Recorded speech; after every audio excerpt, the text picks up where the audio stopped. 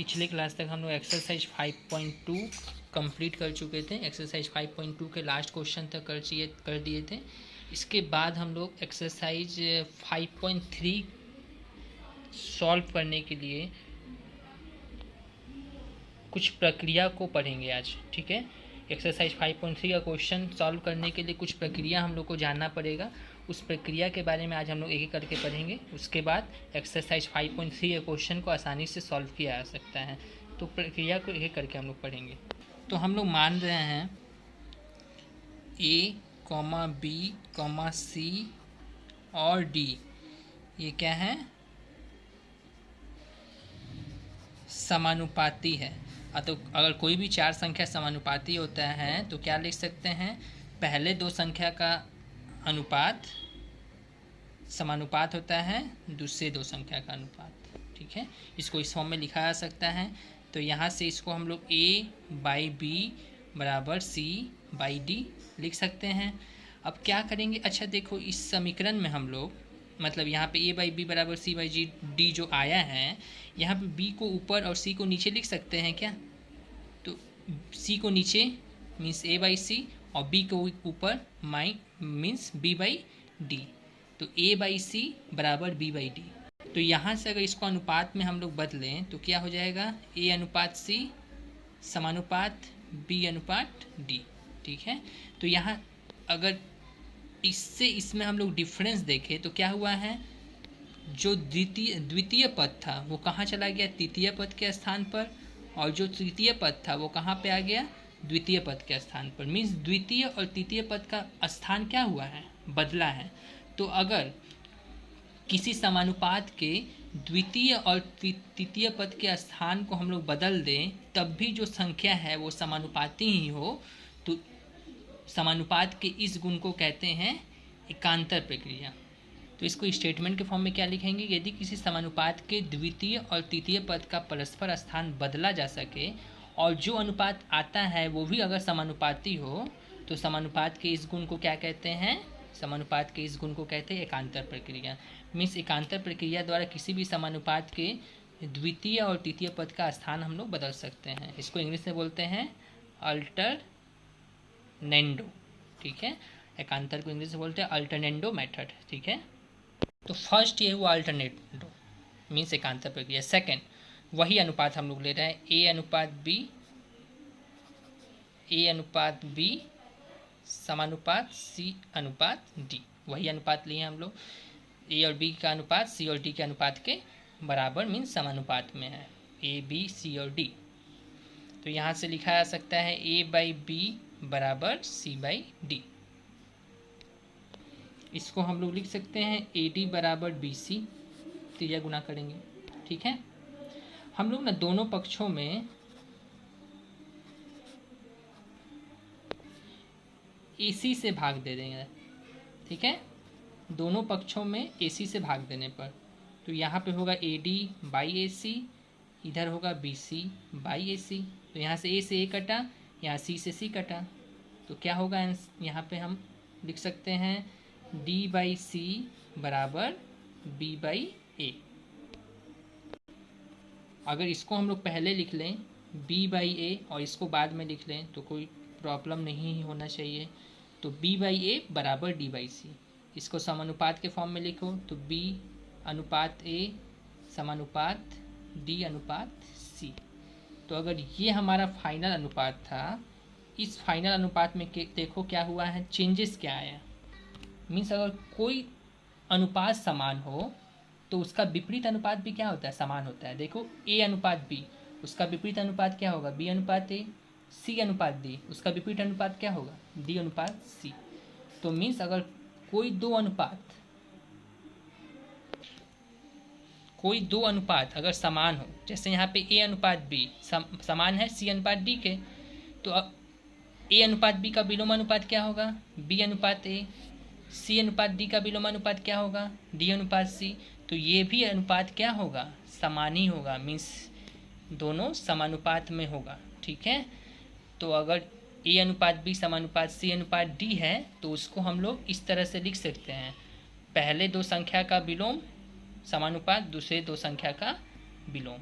ठीक है। इसको स्टेटमेंट में कैसे लिखेंगे, अगर कोई भी दो अनुपात समान है, ये दोनों अनुपात जैसे कि समान था यहाँ पे, तो उसका विपरीत अनुपात भी क्या होगा, समान ही होता है। तो समानुपात के इस गुण को कहते हैं हम लोग व्युत्क्रम प्रक्रिया। व्युत्क्रम को इंग्लिश में बोलते हैं, विपरीत बोल सकते हैं या फिर उसको व्युत्क्रम प्रक्रिया बोलते हैं। इसको इंग्लिश में बोलेंगे इन्वर्टेंडो, ठीक है। जिस तरह से फर्स्ट वाला था अल्टरनेंडो, ये हो जाएगा इन्वर्टेंडो, ठीक है। ये हुआ विपरीत प्रक्रिया, जिसमें दोनों अनुपात जो है उसको हम लोग उसका विपरीत अनुपात लेंगे तो वो भी समान होगा। अब यदि हम लोग बोले तीसरा हम लोग कंडीशन पढ़ रहे हैं, ए अनुपात बी समानुपात सी अनुपात डी है, ठीक है। ये यदि हो तो यहाँ से हम लोग लिख सकते हैं ए बाई बी बराबर सी बाई डी, ठीक है। हम लोग ना दोनों पक्षों में एक जोड़ रहे हैं, दोनों पक्षों में एक जोड़ने पर तो क्या होगा, A by B plus 1 C by D plus 1। इसका एलसीएम लिया जा सकता है, बी होगा तो ये बी 1 के साथ गुना होगा, इसका एलसीएम डी होगा तो सी ये डी 1 के साथ गुना होगा। तो यहाँ से क्या देखा जा रहा है, इसको हम लोग अगर समानुपात के फॉर्म में लिखें तो ए अनुपात बी समानुपात सी प्लस डी अनुपात डी। तो ए प्लस बी अनुपात बी समानुपात सी प्लस डी अनुपात डी। तो यहाँ से क्या बोला जा सकता है, मीन्स यदि द्वितीय पद को प्रथम पद के साथ जोड़ दें और चतुर्थ पद को यदि प्रथम पद के साथ जोड़ दें तो जो आता है वो भी हमारा क्या आएगा, समानुपात में ही होगा। तो समानुपात के इस गुण को हम लोग योग क्रिया कहते हैं, ठीक है, योग क्रिया कहते हैं। इंग्लिश में कहेंगे इसको कॉम्पोनेंडो, ठीक है। देखो इसका एग्जाम्पल करेंगे ना तो ज़्यादा और अच्छे से क्लियर होगा। क्या कर रहे हैं हम लोग, द्वितीय पद को प्रथम पद के साथ जोड़ रहे हैं, चतुर्थ पद को तृतीय पद के साथ जोड़ रहे हैं, तो जो आ रहा है वो भी हमारा समानुपात में ही आ रहा है, ठीक है। तो ये चीज़ को हम लोग बोलते हैं कॉम्पोनेंट, योग क्रिया। अगर यही चीज़ हम लोग 4 नंबर कंडीशन, 4 नंबर प्रक्रिया ए अनुपात बी समानुपात सी अनुपात डी लेते हैं, यहाँ से इसको ए बाई बी बराबर सी बाई डी लिखते हैं।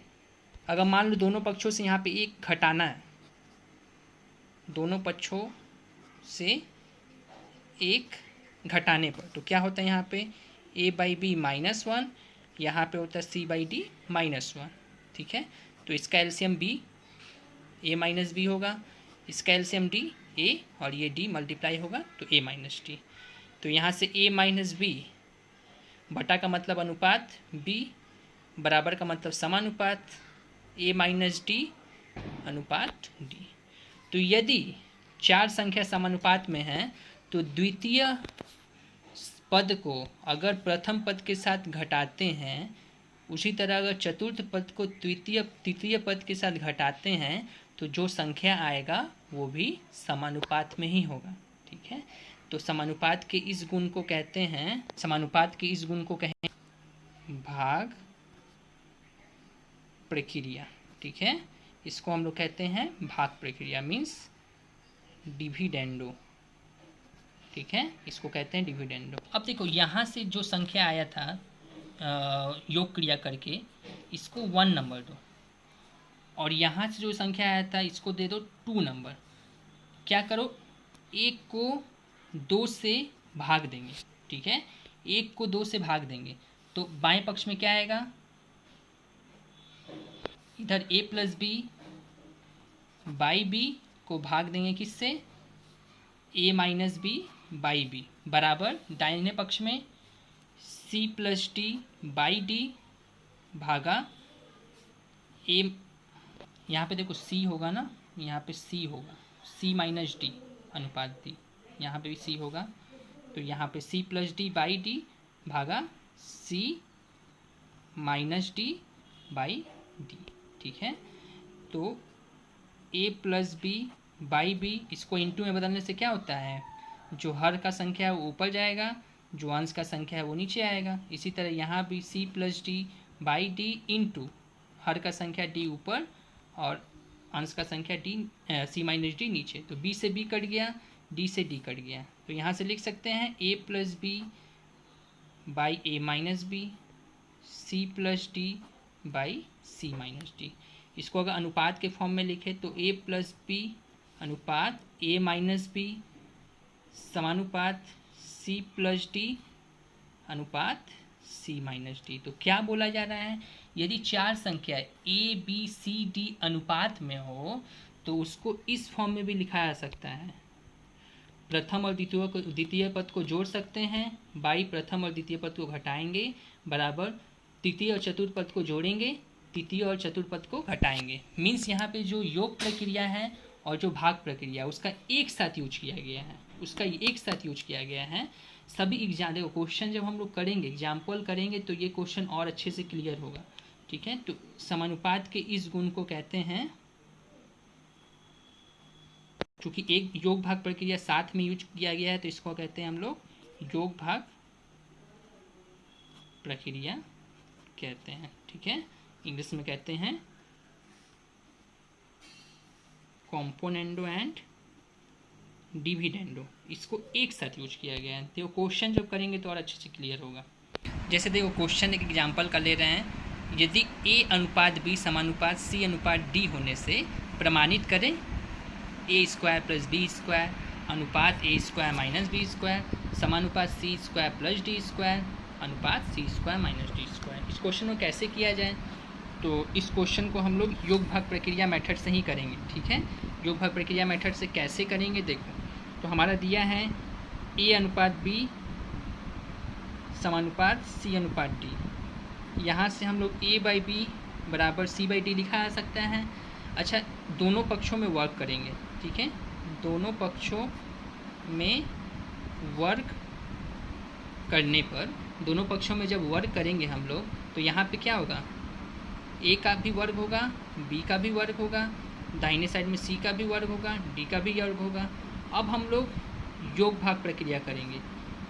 योग भाग प्रक्रिया द्वारा बोला जा सकता है ना, प्रथम पद के साथ द्वितीय पद को क्या करेंगे, एक बार जोड़ेंगे बाई प्रथम पद से द्वितीय पद को घटाएंगे बराबर तृतीय पद के साथ चतुर्थ पद को जोड़ेंगे और नीचे तृतीय पद से चतुर्थ पद को घटाएंगे। यही ना था योग भाग प्रक्रिया, प्रथम को द्वितीय के साथ जोड़ो, फिर प्रथम को तृतीय से घटाओ बाई प्रथम को तृतीय को चतुर्थ से जोड़ो बाई तृतीय को चतुर्थ से घटाओ। तो इसको हम लोग लिख सकते हैं ए स्क्वायर प्लस बी स्क्वायर अनुपात ए स्क्वायर माइनस बी स्क्वायर बराबर का मतलब समानुपात सी स्क्वायर प्लस डी स्क्वायर अनुपात सी स्क्वायर माइनस डी स्क्वायर। यही तो प्रमाणित करने बोला था, तो ये प्रूफ हो गया। इस तरह से क्वेश्चन करेंगे। अब एक और प्रक्रिया पढ़ेंगे, लास्ट है, 4 पढ़ें, ये 5 नंबर प्रक्रिया। मान लो यदि ऐसा हो, ए अनुपात बी हो समानुपात सी अनुपात डी हो समानुपात ई अनुपात एफ हो। ठीक है, तो इसको हम लोग क्या लिख सकते हैं, ए बाई बी बराबर सी बाई डी बराबर ई बाई एफ। ठीक है, मीन्स क्या है, यहाँ पे सभी संख्या A B C D E F सभी अनुपात में है। तो यहाँ पर हम लोग ये जो ऊपर में जितना भी संख्या है उसको एक साथ जोड़ सकते हैं और नीचे की सभी संख्या को एक साथ जोड़ सकते हैं। ठीक है, इतना इसको डायरेक्ट ना करके हम थोड़ा एक समझा दे रहे हैं। देखो, अगर इतना बराबर हम लोग के मान लें, ठीक है, अगर इतना बराबर के मान लें जहाँ पे के क्या है, 0 नहीं होना चाहिए, तो ए का मान क्या होगा, बी के, सी का मान क्या होगा, डी के, और ई का मान क्या होगा, एफ के। ठीक है, तो अब हम लोग ये जो संख्या लिए थे इसका अनुपात निकालो, A plus C plus E by B plus D plus F. Means ऊपर वाले संख्या को जोड़ रहे हैं, डिवाइड नीचे वाले संख्या को जोड़ रहे हैं। तो ए का मान क्या है, बी के, सी का मान डी के, ई का मान एफ के by B plus D plus F.